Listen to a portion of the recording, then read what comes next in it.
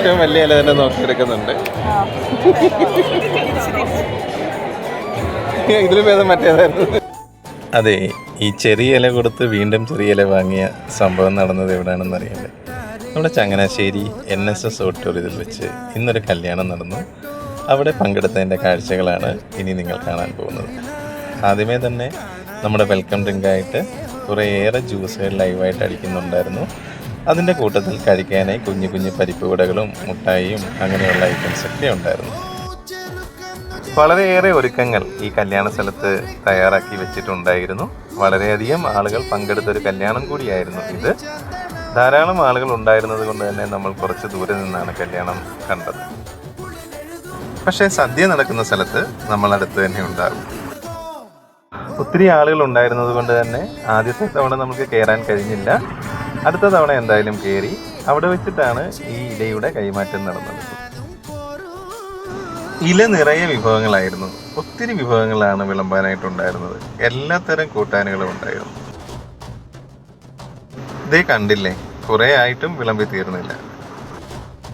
ഈ കല്യാണം ഞങ്ങളുടെയൊക്കെ പ്രിയപ്പെട്ട അഞ്ജലി മാഡത്തിൻ്റെ മകളുടേതായിരുന്നു. അതുകൊണ്ട് തന്നെ ഞങ്ങൾ സഹപ്രവർത്തകരെല്ലാം ഇതിൽ പങ്കെടുക്കാനായി കൂടിയിരുന്നു. വിഭവങ്ങളെല്ലാം ഒന്ന് നോക്കിക്കോളൂ.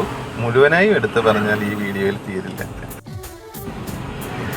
പിന്നെ ചോറിൻ്റെ കൂടെ പരിപ്പും പപ്പടവും നെയ്യും പിന്നെ സാമ്പാറും പുളിശ്ശേരി രസം മോര് അങ്ങനെ നിരവധി കറികളായിരുന്നു ഉണ്ടായിരുന്നത്. ഈ കറികളെല്ലാം കഴിഞ്ഞതിന് ശേഷമാണ് പായസം ഇലയിൽ വന്നത്. 3 തരം പായസം, പ്രഥമൻ, ബോളിയും പാൽപ്പായസവും കടലപ്പായസവും ഇതെല്ലാം ഉണ്ടായിരുന്നു. ഞങ്ങൾ സാധാരണ ഇലയിൽ പായസം കഴിച്ചതിന് ശേഷമാണ് പുളിശ്ശേരി കഴിക്കുക. ഇവിടെ നേരത്തെ കൊണ്ടുവന്നത് കൊണ്ട് അവസാനം വീണ്ടും പുളിശ്ശേരി വരുത്തി കഴിച്ചതാണ് കാണുന്നത്. ഇത്രയൊക്കെ കണ്ടപ്പോൾ നിങ്ങൾ കരുതി കാണും മാടമ്പള്ളിയിലെ യഥാർത്ഥ മനോരോഗി ശ്രീദേവിയാണ്. പക്ഷെ അല്ല കേട്ടോ, അത് ഈ ഗംഗ തന്നെ.